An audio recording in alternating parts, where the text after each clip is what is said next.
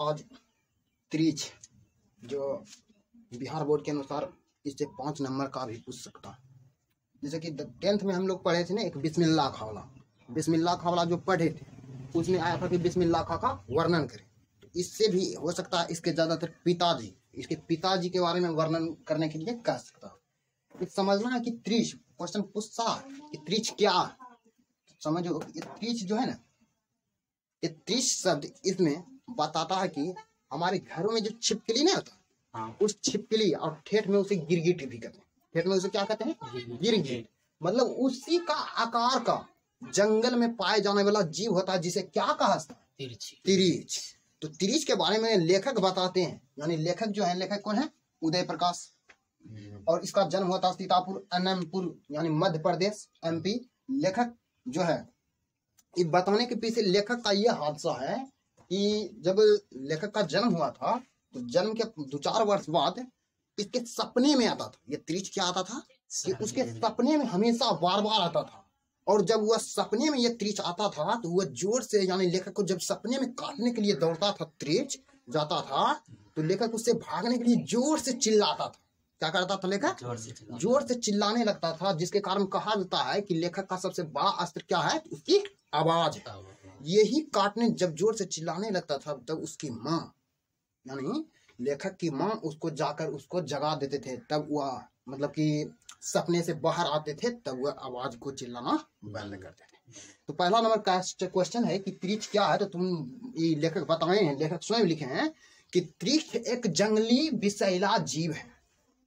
त्रिच क्या है?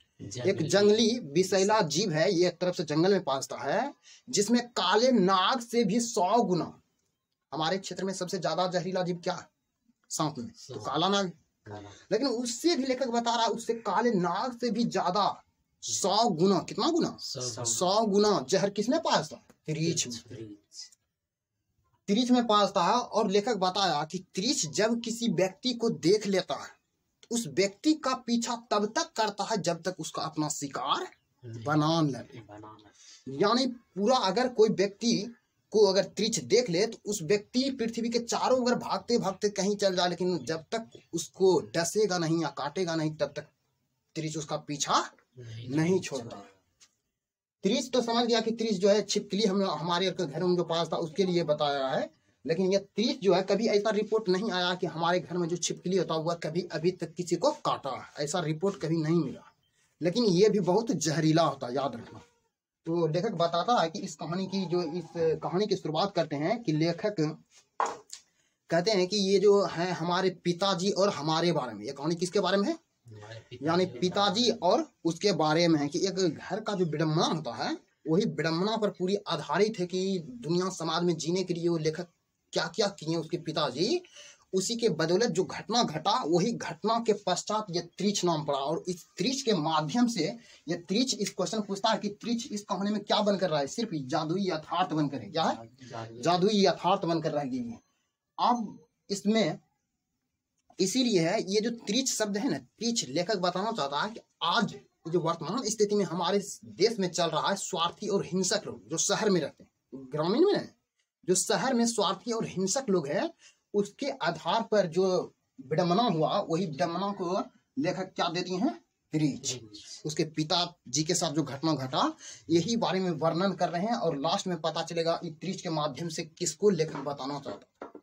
अब इस कहानी की शुरुआत होता है, यानी त्रिच के बारे में कहा जाता है, यानी कि ये अपने पिताजी का परिचय से स्टार्ट करते हैं लेखक कि हमारे पिताजी एक अधेड़ उम्र के हो गए थे व्यक्ति, जब उसके बाल जो है एकदम काला नहीं बल्कि पूर्ण रूपेण सफेद हो गया था। यानी इसके पिताजी का बाल पूरा क्या हो गया था? सफेद हो गया था।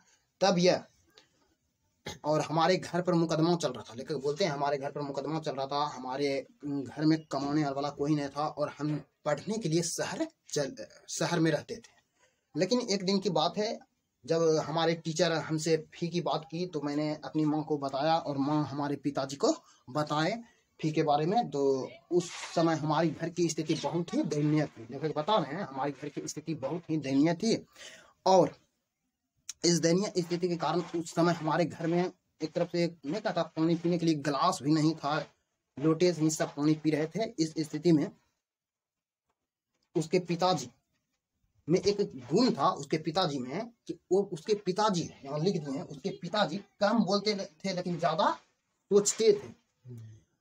वो उसके पिताजी कम बोलते थे लेकिन ज्यादा सोचते थे। वो घर को किस ढंग से चलाया, क्या कमी है, उसके लिए प्रतिदिन उसके पिताजी ज्यादा, जैसे हम लोग ठेठ में नहीं कहते हैं, अगर कोई स्टूडेंट है लेकिन उसका पिताजी छोटा मोटा बात पर हमेशा चिंतन करता था, गंभीर समस्या में उलझ जाता था। अब हम तुम लोग को कोई दोस्त है और साइड में खड़ा, उसको हम कुछ बोल रहे हैं और उसका ध्यान कहीं और है, पूरा बात खत्म कर दिए, जब उसको एनाउंस करते हैं कहाँ था, ध्यान नहीं मिलता। तो इसका पिताजी हमेशा छोटा मोटा बात पर ऐसे ध्यान में हमेशा अकेंद्रित रहता था और वो ज्यादा सोचने के बजाय उसका दिमाग नहीं था, जिसके कारण लेखक को लगा कि उस दिन जो हमने ठीक की बात की है तो शायद हमारे पिताजी उस पर चिंतन किए होंगे, नहीं भी किए होंगे, या फिर देंगे नहीं देंगे।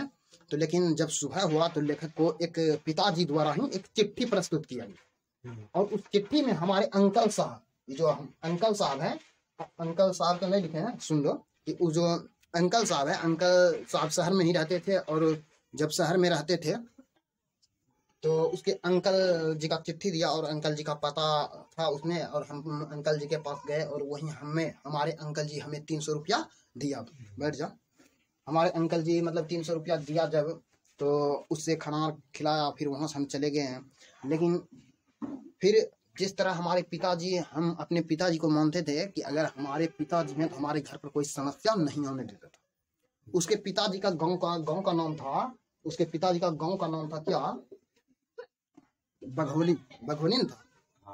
उसके पिताजी का गांव का क्या नाम था, उसके पिताजी का गांव का नाम था बघोली, और वे वहां के हेडमास्टर मुखिया मतलब रह चुके थे, भूतपूर्व रह चुके थे। लेखक बताते हैं कि हमारे पिताजी जब हमारे घर पर मुकदमा चल रहे थे तो उस स्थिति में हमारे पिताजी कुछ पैसा जमा किए थे वहां, मतलब प्रस्तुत करने के लिए, मतलब अदालत में। तो जिसके कारण एक दिन की बात है, हमारे पिताजी जब शाम का वक्त हुआ तो टहलने के लिए जंगल जा रहे थे। जब जंगल जा रहे थे, अच्छा सुनो, पिताजी का बारे में वर्णन करने के लिए बोलता है कुछ, ठीक है ना, इसलिए अच्छा सुनो। जब उसके पिताजी जंगल टहलने के लिए जा रहे थे तो उसमें लेखक देखा गया कि कुछ मतलब घंटों के बाद जब आ रहे थे, हमारे पिताजी को 2-4 आदमी पकड़कर यानी टांग कर ला रहे थे। वो ऐसे देखते हैं उसके, जब मैंने पिताजी को देखा कि हमारे पिताजी को 2-4 आदमी मिलकर टांग कर ला रहे हैं तो हम बहुत आश्चर्यचकित हो गए, घबरा गए। और कुछ जैसे नजदीक आ रहा था तो मैंने देखा कि मेरे पिताजी के पैर में एक पट्टी बांधी है। क्या है? पट्टी बांधा है। और जब नजदीक आ गया, जब घर के पास आया, तब मैंने उसी सभी से पूछा कि मेरे पिताजी को क्या हुआ। तो उसी में से एक आदमी बताया कि आपके पिताजी को एक त्रिछ ने काट लिया। क्या बोला उसमें से? आपके पिताजी को एक त्रिछ ने काट लिया। अब तो लेखक तो पूरा एकदम घबरा गया, पूरा समस्या में आ गया। वो त्रिछ जो हमारे सपनों में बार बार आता था उसको याद आने लगा, जिसमें काले नाग से भी 100 गुना, जिसमें काले नाग से भी 100 गुना अधिक जहर पास था, उसने काट लिया। अब तो एक पूर्ण रूपेण हो गया क्या, एकदम पूरा घबरा गया। तो इस स्थिति में लेकिन लेखक सुन चुका था या पढ़ चुका था कहीं पर कि अगर किसी व्यक्ति को त्रिछ काट ले, उस त्रिछ का विष तब तक नहीं चढ़ता है, अगर उस विष से आपको बचना है, जिस व्यक्ति को काटा, या फिर उस त्रिछ को आप मार दें या आसपास के नदी तालाब हो उसमें डुबकी लगा लें तो आपका त्रिछ का विष नहीं चढ़े। तो लेखक बताया कि अगर त्रिछ काटा है तो कुछ, जब वहां से सभी लोग चले गए तो पिताजी से पूछा कि आपने सही में देखा कि आपको त्रिछ काटा है? तो उसके पिताजी ने बोला हाँ, हमें त्रिछ ही काटा। तो फिर लेखक को याद आया कि आपने त्रिछ को मारा? बोला हाँ, मार दिया। तब उसको तनी वो लेखक को जान आया कि हमारे पिताजी उसको मार दिए, अब तो विष नहीं चढ़ेगा, ये आया। लेकिन एक बात और भी लेखक जानता था कि अगर त्रिछ किसी व्यक्ति को काटा, वह विष वहीं पर रहता जब तक वह त्रिछ अदर जगह जाकर वह लोटपोट, यानी जब वह लोटपोट होता, जैसे जैसे लोटपोट होता, अगर किसी व्यक्ति को काटा त्रिछ, वो काटकर कुछ जंगल में जाकर वो लोटता है, घूमता, जैसे लोटपोट नहीं होता, लोटनी जो कहता, वो लोटता है जैसे जैसे वह त्रिछ लोटेगा वैसे वैसे मनुष्य के शरीर में वो विष चढ़ने लगता। और जिसके कारण त्रिछ को देखकर वह सोचा कि अब इसको जो है ना मार तो दिया पिताजी पहला नंबर, तो इसका एगो टेंशन दूर हो गया। उसी समय एक टेंशन और आ गया, क्या इसके शहर से एक मतलब समन्वय आ गया। इसके शहर से क्या आ गया, समन्वय। इसी को कहा था जो कि तारीख, उसके घर पर जो मुकदमा चल रहा था उसी के लिए जो तारीख देने के लिए, यानी उसको शहर जाना था किसके लिए, तारीख देने के लिए अदालत में।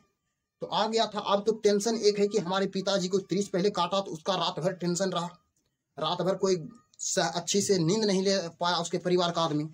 और जो भी अगर गाँव में जो नहीं होता कि किसी को कुछ हो गया तो आसपास के कुछ वैद्य होते हैं, उसी गांव में एक चुकवा नाई रहता था। क्या कौन रहता था, चुकवा नाई। और चुकवा नाई होने के कारण वो जो है ना रात भर उसकी देख रेख किया उसके पिताजी का। उतना तो गहरा प्रभाव नहीं हुआ था, जबकि उसको मार दिया तो विष, क्योंकि कोई भी जीव का जो विष होता है ना वो पेस्ट की तरह होता है। कैसा होता है, पेस्ट की तरह। अगर वो काटता है तो वो तुरंत शरीर में नहीं फैलता। हमारा रक्त जो है उस पेस्ट की तरह था, वो फैलने में उसको टाइम लगता है, जिसके कारण उसके अति मतलब जहां पर काटा उसके ऊपर बांध कर उसको काट कर, ब्लेडर से काट कर उसको उसका विष निकाला जाता है। फिर लेखक कहते हैं इस स्थिति को देखते हुए जब मतलब अदालत की बुलावा आया तो हमारे पिताजी को ही जाना था, क्योंकि सब चीज वही जानते थे।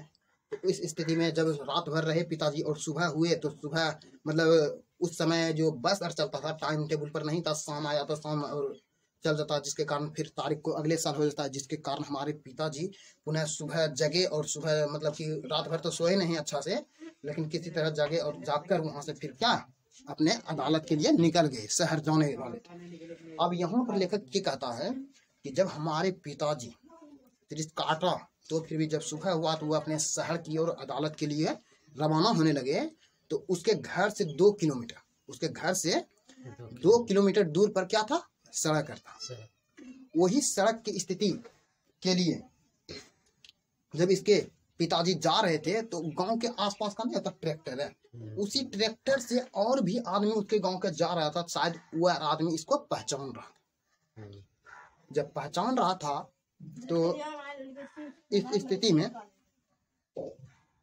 जब वो ट्रैक्टर पर जा रहे तो उसी ट्रैक्टर पर 3-4 गो समाज के और भी आदमी थे और इसके लेखक को पहचानते थे। तो वो बोला कि आप भी जाएंगे, तो बोला हाँ हम भी जाएंगे। जैसे वो ट्रैक्टर पर लेखक के पिताजी चढ़े, तब वहां जब गए तो और भी वो जो ट्रैक्टर पर बैठा था वो उससे जैसे देखा कि उसके पैर में पट्टी बांधा। अगर अपने को चल जाता तो नहीं कहता कि पट्टी काहे बांधा। उसी बीच में से एगो भीड़ में से पूछा कि आपके पैर में पट्टी क्यों बांधा। तो लेखक के पिताजी बताते हैं कि हमें मतलब कल शाम में जो है ना जंगल टहलने गए थे, तो हमें एक त्रिच ने काट लिया। तो उससे गप कर रहा था और ट्रैक्टर जा रहा था, तो बोला कि त्रिच ने आपको काट लिया है, तो आप जो अभी तक यानी त्रिच काट लिया तो बहुत बड़ी समस्या आपको। त्रिच का जहर 24 घंटा तक आपको अभी संभल कर रहना है, क्योंकि ये कभी भी आपके शरीर में पूरी तरह फैल सकता है। उसी बीच कौन बता रहा, वही जो 3-4 गो हथानी बैठा समाज में ट्रैक्टर पर बैठा था वही यार बता रहा था। फिर उसी बीच में से वो भीड़ में पूछा कि आपको जब काटा तो आप त्रिच को मारे। वो बोलता हाँ मैंने त्रिच को मार दिया और मारकर जलाए। तब इसके पिताजी बोलता है अरे मारिए दिए तो जलाना की बात के, सही बात है, जब मारिए दिए उसको तो जलाना की जरूरी है। तब उसी बीच वो बोलता है क्या आप नहीं जानते हमारे पृथ्वी पर बहुत ऐसे जीव हैं, बहुत ऐसे जीव हैं। अच्छा थोड़ा देर के लिए तुम सोचो कि हमारे जब लोग मनुष्य को कुछ घायल होता है तो वो डॉक्टर के पास चला जाता है, उसको सुइया दवा दे देता है। लेकिन तुम ही दिमाग लगाओ, सांप और भी त्रिश जैसे अन्य जीव हैं, उसको घायल होता है तो कौन डॉक्टर जाता होगा। उसके लिए भगवान किसी के साथ अन्याय नहीं करता है, जिसके कारण तो बहुत ऐसे जीव है जब घायल होता है तो उसके लिए भगवान किसी के साथ अन्याय नहीं करता। उसके लिए जो रात में जो ओस गिरता है ना, अगर वह जीव घायल है तो रात का जो ओस गिरता है उसके लिए दवा का काम उस जीव के लिए ओस ही करता है। अगर वह थोड़ा सा भी उसमें जान है तो वो ओस गिरते ही उस पर जान आ जाता है, उस पर क्या आ जाता है, जान आ जाता है। इसीलिए अगर वह जिंदा हो गया त्रिज तो आपका तो कल्याण हो जाएगा, क्योंकि वो जिंदा होता अगर लौटता तो इसके शरीर में पुनः विष क्या होता, उस तरह प्रवेश करने लगता, क्योंकि लेखक वो पढ़ चुका था किताब में। फिर वहां से ये बोलते हैं तो उसी बीच में एक पंडित अवतार थे। उसी बीच में कौन था, एक पंडित राम अवतार थे। ये बहुत ही बड़ा वैद्य था, ये बहुत ही बड़ा वैद्य था। ये चरक संहिता पढ़ लिया था पूरा। इन्होंने कहा आपको डरने की जरूरत नहीं है, 20 से कटता है। आपको त्रिच काटा है तो आपको धतूरा देखा ना, वो धतूरा का घोल पीना होगा, उसको धतूरा का घोल पीना होगा, जिसके कारण आपका विष भी दूर हो जाएगा। ये बोलते ही ट्रैक्टर जा ही रहे थे, जब आप कुछ दूर गए तो देखा कि रास्ता में एक धतूरा का मतलब होगा गाछ छोटा मोटा, उसको लेकर वहीं गांव में ट्रैक्टर रोककर उसी गांव में पीसकर इसको पिलाया गया। किसको? लेखक के पिताजी को। अब की हुआ, इधर लेखक ये को तो पूरा उसके परिवार का समस्या था कि एक तो तेज काट लिया था, उतना समस्या उधर था। लेखक पढ़ चुका था, लेखक जो है उदय प्रकाश ये जानता था, ये पढ़ा था कहीं में कि अगर इधर जो त्रिच काटा था उसके सपनों में जो आ रहा था इसे मारने के लिए, यानी बोला कि अगर शायद उसे जला देगा ना तो उसके पिताजी को विष कम लगेगा, जिसके कारण उसके बचपन का मित्र, कौन था बचपन का मित्र? थानू। ये थानू के साथ मिलकर, ये थानू जैसे उसके पहले तो उसका दोस्त था बचपन का, वो जैसे बोला कि थानू चलो जंगल जाना है, उस त्रिच को लाश जो होगा उसको हमको जलाना।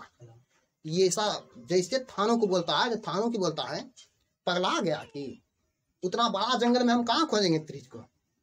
तो इतना सही बात है, बहुत बड़ा जंगल था, लेकिन उतना जंगल में कहाँ जाता त्रिच को खोजने के लिए। तब ये लेखक बोलता है अरे तोरे ना पता है, हमारा पता है कि हमारे सपनों में, यानी बचपन से ही वो हमारे सपनों में क्या आते थे, और हमको यह पता है कि वही पहाड़ के कोल्ही में बैठा होगा त्रिच, क्योंकि जब गर्मी का धूप पड़ता था तो वह झरने में आता था ठंडक महसूस करने के लिए। क्योंकि जो सपनों में आता था वो जब थानू और बचपन का मित्र कौन था? थानू और लेखक मिलकर जब वो जंगल जाने लगा जलाने के लिए, वो किरासन का डब्बा ले लिए थे और जलाने के लिए जब जंगल गए तो वहां जाते ही वो जंगल उसको पूरा परिचित लग रहा था, क्योंकि वह सपने में देख लिया था हाँ एक वृक्ष है, हाँ ये पत्थर है, यह पहाड़ है। वो पूरा जंगल लेखक को क्या कर लग रहे थे?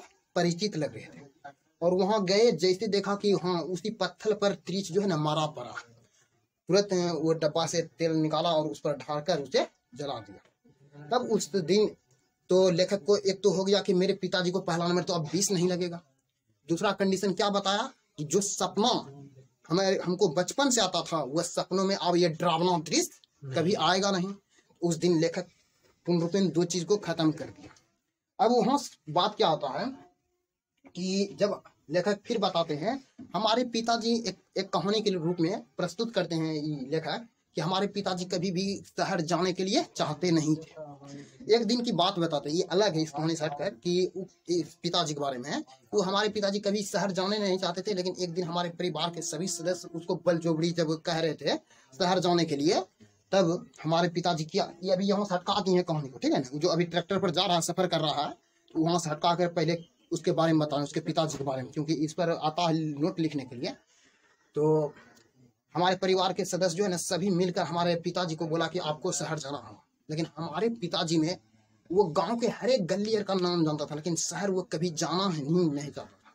अगर बलजोबड़ी भी भेजा था तो वो ऐसा नौटंकी कर वो आ जाता था, वो कभी शहर जाना ही नहीं चाहता था। लेकिन एक कहानी और प्रस्तुत करता है, बोलता है एक दिन की बात है जब हमारे पिताजी को सभी परिवार के सदस्य बोला शहर जाने के लिए, तो जब जा रहे थे तो उस समय जिस दिन जा रहे थे तो वो जाने से बहुत इनकार कर रहे थे, लेकिन कहते कहते वो किसी तरह जा रहे थे। जब जा रहे थे तो उस दिन बस का टाइम हो गया, अब जा रहा था उस धीमी चाल से जा रहा था कि बस छूट जाए। उसके पिताजी देखो कितना कंजूस है शहर जाने में, तो इतना धीरे धीरे जा रहा कि बस का टाइम जो था उससे टाइम से पहले आधा घंटा बाद में पहुंचा, आधा घंटा बाद में, ताकि बस निकल जाए। लेकिन उस दिन संयोग से कि बस वो उस दिन क्या आया था, लेट आया था। अब तो ये बोलता है कि बुड़बक यानी लेखक के पिताजी बुड़बक, आज तो एक हम अपने धीरे धीरे आए कि बस निकल जाए हम जाएंगे, लेकिन ये भी आज लेटे आए। अब लेट आया तो उसके अंदाज में हाँक दिया कि जाना है। बस जैसे आसपास जा ही रहे थे, रोका था, इतना धीरे धीरे चलने लगा उसका पिताजी कि एक तरफ से नहीं होता स्टेप बाय स्टेप। तब वो जो मतलब बस में सवारी था बोला कि इसको जाना नहीं, हम लोग को क्यों लेट कर रहे हैं। कंडक्टर को बोला और जल्दी से नाम बढ़ाइए बस को, तो बोला नहीं जाना। अब क्या हुआ उसको, मतलब कि आधा दूर जैसे बस गया तो ये रुका। रुकने का जगह जो स्टैंड होता है, कभी पान का दुकान नहीं होता, उसी पर इतना मंडराने लगा इसके पिताजी, वहां से जाने लगा। और फिर जैसे बस आगे रोका, फिर बोलता हमको जाना। अब बोला कि जब बस पूर्णरूपेण खुल गया तब यहाँ पर ही लेखक के पिताजी सोचता है कि अगर हम घर ऐसे लौट जाएं कि तो कहेगा कि इसको जाने का मन नहीं था, बस नहीं पकड़ा। इसके लिए कुछ पसीना आना चाहिए शरीर में, तब ना कहेगा कि ना बस को आवाज दिया होगा, दौड़ा होगा, लेकिन बसे वाला साला नहीं रोका होगा, स्पीड में लेकर चल गया होगा। अब बस को हाँक दिया, मतलब जा रहा था और ये उसके पीछे दौड़ा। कौन? लेखक के पिताजी। अब इसके पीछे दौड़ा और बसों वाला संजोग देखो कि जैसे देखा कि दौड़ रहा है तैसे वो बस भी रोक देता। अब बस भी रोका तो ये फिर इसका पिताजी बोलता है साला ससुरा कथिल रोक दिया, अरे हमारा जावक नहीं, तो हम नौटंकी कर रहे हैं। और वो भी देखो संजोग से बस वाला भी रोक दिया। अब उसी बीच दौड़ते दौड़ते एक पान का दुकान आया था और अभी थोड़ा दूर और दूर था बस, तो पान के दुकान पर उसका पिताजी कभी पान नहीं खाते थे। अब उस दिन संजोग से बोला कि तनिक और लेट हो जाएगा तो बस वाला भर से निकल जाए। उस पान पर जुट्टू बोला कि रे पान वाला तो जल्दी से ना लौटा, एकदम धीरे धीरे, अगर स्पीड नहीं करना। अब उधर से हाँक दे रहा है, भाई जी जाएंगे तो जाएंगे, जल्दी आओ, चलेंगे चलेंगे, लेकिन इसके पिताजी पर कोई प्रभाव नहीं पड़ रहा था। लेकिन उस दिन पिताजी, तब वो जो सवारी था वो बस वाले को बोलने लगा कि उसको जाने की इच्छा नहीं है, अब बस चलिए, हम लोग को अभी लेट काहे कर रहे हैं उसके चलती में। तब उस दिन तो उसके पिताजी पौने रखाए और उसी दिन वो बस भी वहां से चले गए। तो इस तरह उसके पिताजी नौटंकी करते थे, मतलब शहर जाने से इतना इनकार थे। अब वही कहानी उठकर यहाँ आ रहा है कि जब वो ट्रैक्टर से सफर कर रहे थे तो वे जो ओम पंडित राम अवतार थे उसको धतूरा का जो घोल पिलाया उसके पिताजी को। जब वो शहर से गए, जब वहां से धतूरा का घोल पिलाकर उतर गए और ट्रैक्टर अलग चल गया, इसके पिताजी को अलग चल गए। इसको अदालत जाना था। जब वहां से उतरे तो धतूरा का विष, धतूरा भी बहुत विषैला होता है, याद रखना। जब ये पिया इसका पूरा शरीर क्या हुआ, चक्कर आने लगा, कंठ सूखने लगा पानी के लिए। क्या होने लगा? कंठ सूखने लगा पानी के लिए। और इस स्थिति में जब वहां से उतरे और 2-4 गुट उल्टी हो गया था इसके पिताजी को। जब वो पिया था ना धतूरा का, तो उल्टी हो गया था, उसका शरीर गंदा हो गया था। वहां से जैसे उतरकर वो जाना चाह रहे थे, स्टेप यहाँ देखो, उसको पहुंचना था क्या, अदालत पहुंचना था। लेकिन वो गलती से जब वो पानी पीने के लिए होटल में जा ही रहे थे, स्टेप हुआ क्या कि वो गलती से स्टेट बैंक जो होता है ना, स्टेट बैंक, उस धुंधलापन दिखने लगा था। उसके पिता जब अधेड़ व्यक्ति था और धतूरा का पिया, उसे सही से कोई चीज साफ साफ दिखाई नहीं दे रहा था, जिसके कारण वो गलती से स्टेट बैंक में घुस गया। कहाँ घुस गया? स्टेट बैंक में। उस समय स्टेट बैंक का एक मालिक कौन था? अधोत्री साहब। लिख दिए यहाँ, कौन था?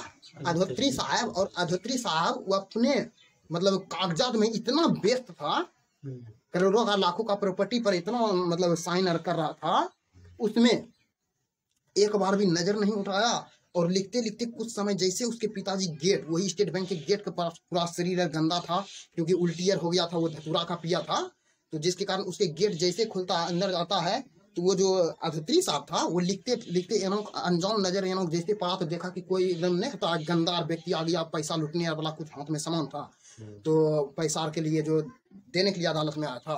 तो उसको लगा कि ये तो शायद जो डाकू है, जिसके कारण वो खतरे की घंटी बता दिया। बैंक में नहीं होता खतरा घंटी, घंटी उस समय आता था, खतरे की घंटी बता दी, जिसके कारण जितने भी उस सिपाही चौकीदार आर था, यानी उस समय जो नहीं, जैसे हम लोग का मोल जो होता, मोल में अगर चोर आ जाए तो वहाँ बजाएगा, तो वहाँ का चौकीदार जो भी सब चल जाता थोड़ा। तो वो जैसे खतरे घंटी बजाता है, तैसे मोटा मोटा डंडा लेकर वहाँ का जो मतलब चौकीदार था आया और इसके पिताजी को इतना पीटा कि उसका शरीर का वस्त्र फाड़ दिया। और यही स्थिति को इतना पीटा कि मार मार कर इसको तोड़ दिया पहला नंबर, इसके पिताजी को। और वहां से इसके पिताजी किसी तरह संभल कर उठने कर सोचा कि थाना जाकर हम इसका केस लिखवा देंगे कि मैं यहाँ कोई उद्देश्य से नहीं आया था। यही स्थिति में वो जा रहे थे थाना, और थाना का एक ही और हेड था। वो थाना का हेड था, कौन था? राघवेंद्र प्रसाद। थाना का कौन हेड था? राघवेंद्र प्रसाद। ये राघवेंद्र प्रसाद भी उस समय बहुत ही अति थे। और जैसे ये थाना के पास गया और राघवेंद्र, मतलब कि उस समय राघवेंद्र प्रसाद जो है ना, हाफ टाइम हुआ था, तो खाना खाने के लिए बैठे ही थे थाना का आगे में। तो इतने में ही जैसे वो टिफिन खोला तो उसकी जो है मतलब कि करेले की सब्जी देखा। पहले क्या देखा? करेले की सब्जी। और वह जो राघवेंद्र प्रसाद है, करेले की सब्जी बिल्कुल नापसंद करते थे। वो करेला की सब्जी देखकर इतना उसको गुस्सा आ गया कि जैसे वो एना का ऊपर नजर किया तो लेखक के पिताजी नजर आ गए और वो तो पहला नंबर उधर मार कर उसका वस्त्र फाड़ दिया था। और आप बिल्कुल वो एक भिखारी की तरह लगने लगा था। लेखक के पिताजी कैसा लगने लगा था? भिखारी की तरह लगने लगा था। तो उसके देखकर यानी जैसे राघवेंद्र प्रसाद जो उसको देखा तो इसको एक बदबूदार नजर आते हुए करेला का सब्जी का टिफिन उसी के ऊपर फेंक दिया और वहां से सभी सिपाही जो था हवलदार उसको बुलाकर बोला इसे मार कर जल्दी बाहर करो। और उस समय जो भी कपड़े और शरीर में थोड़ा बहुत बचा था तो वहां थाना का जो सिपाही हुआ वो सब इसके पिताजी को लाठी से डेंगा डेंगा कर वहां से बाहर कर दिया। अब एक तरफ से पूर्ण रूपेण वह भिखारी तो लग ही रहा था और पूर्ण रूपेण वह कष्ट में था, उतना चलने की असमर्थ था क्योंकि वहां पिटाया यहाँ। लेकिन किसी तरह वहां से सोचा कि जाकर अदालत में हम अपने जज जो वकील होता है उसको अपना कहानी बताएंगे। इस स्थिति में होते हुए उठते हुए किसी तरह कहते हुए वहां से जैसे आगे दूर जाते हैं तो वहाँ एक इतवाली कॉलोनी, कौन कॉलोनी में चला जाता है? वह गलती से इतवाली कॉलोनी में चल जाता है, जहाँ इतवाली कॉलोनी जो है सभ्य लोगों की कॉलोनी है। कैसे लोगों की कॉलोनी है? सब लोगों की कॉलोनी है, जहाँ की बड़े बड़े इंजीनियर, बड़े बड़े ऑफिसर जो जिसका की नौकरी से मतलब अति हो गया है टाइम वेस्ट, वही उस कॉलोनी में रहते थे। एक तरफ से जैसे किसी का समय नहीं होता सीमा, वहां से नौकरी छूट जाता है तो वहां रहेगा, वही इतवाली कॉलोनी में सभी के बच्चे रहते थे। जैसे वो गलती से उस इतवाली कॉलोनी में प्रवेश करते हैं उसके पिताजी, तैसे वहाँ का जो बच्चा देखा कि भिखारी की तरह लगा था और वहाँ के जो भी बच्चा था सभी उठा उठा कर पत्थर से मारने लगा। किसको? लेखक के पिताजी को।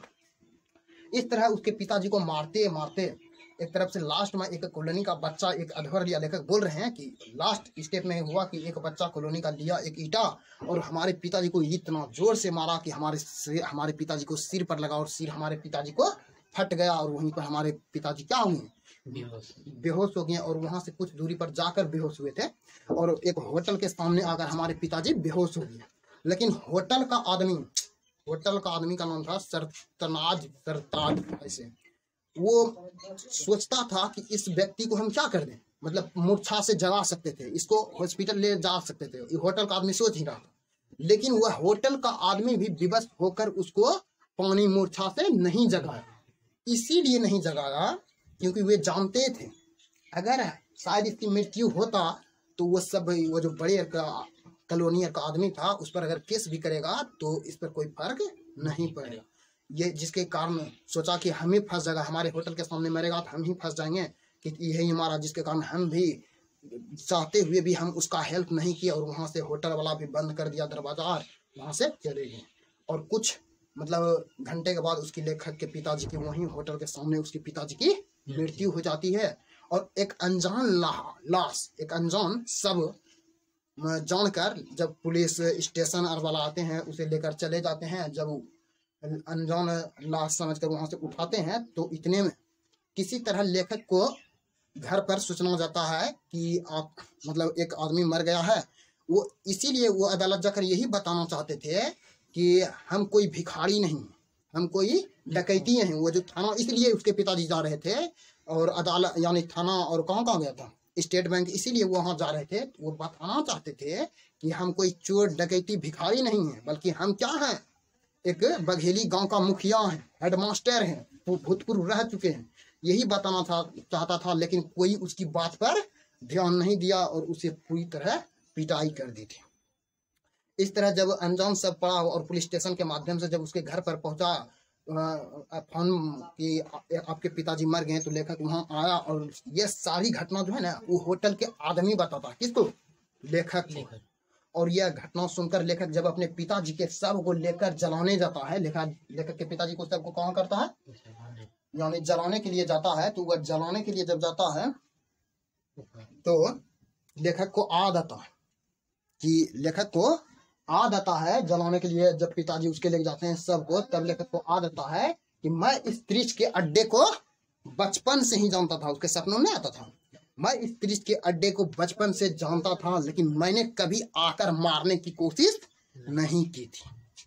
अब तुम लोग बता सकते हो कि इस त्रिश के माध्यम से लेखक किसको व्यक्त कर रहा था? एक उस जीव को कर रहा था या फिर अभी जो वर्तमान स्थिति में चल रहा इस मतलब कि पूरे देश में जो स्वार्थी और हिंसक लोग हैं उसके बारे में बता रहा था।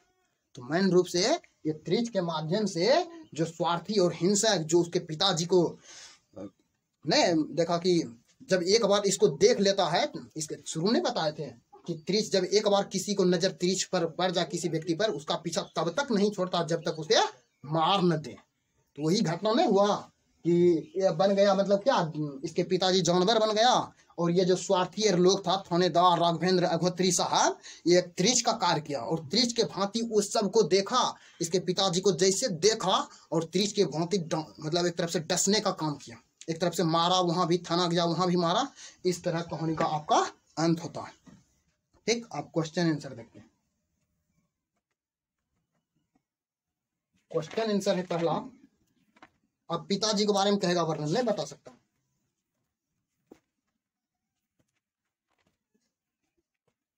पहला क्वेश्चन है कि लेखक के पिताजी का चरित्र वर्णन करें। कोई दिक्कत है इसमें? लेखक का चरित्र वर्णन कह रहा है तो चरित्र मतलब बोलता है कि वो उसके बारे में आप जितना जानते हैं एक सारांश बना के लिख दीजिए। ये हम स्टेप लिखिए दिए हैं, वो कम बोलता है, पहले तो बता देगा सफेद बाल हो गया तो इस तरह पूरा घटना को लिख देना शुरू से देखकर। फिर आगे बोल रहा है त्रिच क्या है इस कहानी में, इसका क्या प्रतीक है। ये प्रतीक मतलब बता रहा है क्या चिन्ह दर्शा रहा है। अभी इस त्रिच के माध्यम से यही दर्शा रहा है स्वार्थी और हिंसक व्यक्ति का। तो तुम बताएगा त्रिच एक जंगली विषैला जीव है जो छिपकली का आकार का होता है। इसके अंदर काले नाग से भी 100 गुना अधिक जहर पाया जाता है। यह जब किसी व्यक्ति को एक बार देख लेता है तो वह व्यक्ति को तब तक पीछा नहीं छोड़ता जब तक उसे डस न ले। और यह त्रिच के माध्यम से लेखक अभी वर्तमान स्थिति जो स्वार्थी और हिंसक शहर के जो व्यक्ति हैं उसके बारे में बताना चाहता। कोई दिक्कत? अगला बता रहा है कि अगर त्रिच को देखो तो उससे कभी आंख मत मिलाओ। आंख मिलते हैं वह आदमी को गंध पहचान लेता है और पीछे पड़ जाता है। फिर आदमी चारों पृथ्वी की चक्कर लगा ले, त्रिच पीछा नहीं आता। यहाँ यथी बता रहा है। यह कहानी किससे उद्धृत है? नहीं बता देगा। यह त्रिच से उद्धृत है, जिसके लेखक कौन है? उदय प्रकाश। आप बोल रहा त्रिच लेखक के सपनों में आता था और वह इतनी परिचित आंखों में देखता था कि लेखक अपने आप को रोक नहीं पाता था। यहाँ परिचित आंखों से क्या आश्चर्य। तुमने बता सकता है कि लेखक को बचपन से ही वह क्या आता था? त्रिच का सपना आता था। और जब त्रिच लेखक को डसने का कार्य करने लगता था तो वह बहुत जोर से बचपन में ही बिछावन पर नहीं क्या करने लगते थे? जोर से चिल्लाने लगते थे, आवाज लगाने लगते, जिसके कारण उसके नींद को जगाने के लिए उसकी माँ उसे आकर हरदम हटाते थे, जिसके कारण त्रिच और सपने से उसकी नींद हटते ही वह एक सब मतलब कि अथी मार जाते थे। इस तरह लिख देगा। अगला है क्वेश्चन,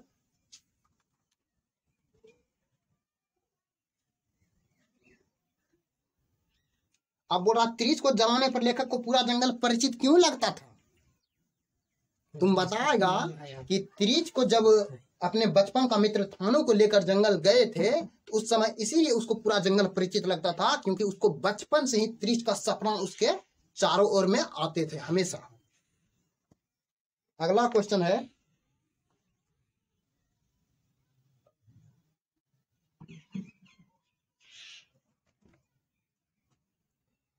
अब बोल रहा कहानी में शहर के चरित्र का वर्णन करें। जो शहर के बारे में जो स्वार्थी है जो अग्निहोत्री साहब है इसके बारे में वर्णन कर देगा। अब बोल रहा लेखक को अब त्रिच का सपना नहीं आता, क्यों? ये क्वेश्चन लेखक को अब क्यों नहीं आता? क्योंकि वह बचपन का मित्र थानों के साथ जात उस त्रिच के अड्डे को, त्रिच को और त्रिच के अड्डे को जो था वो सभी को क्या कर दिए थे? जला दिए थे। दोनों मिलकर त्रिच जो पड़ा था उस पत्थर पर वहां जाकर किरासन तेल का डब्बा ले गया था और उसी डब्बे से उसको जला दिया था, जिसके कारण उसी समय से लेखक को बोला ये डरावना दृश्य अब हमारे सपने में भी कभी नहीं आएगा। इस तरह एक तरफ से इस कहानी का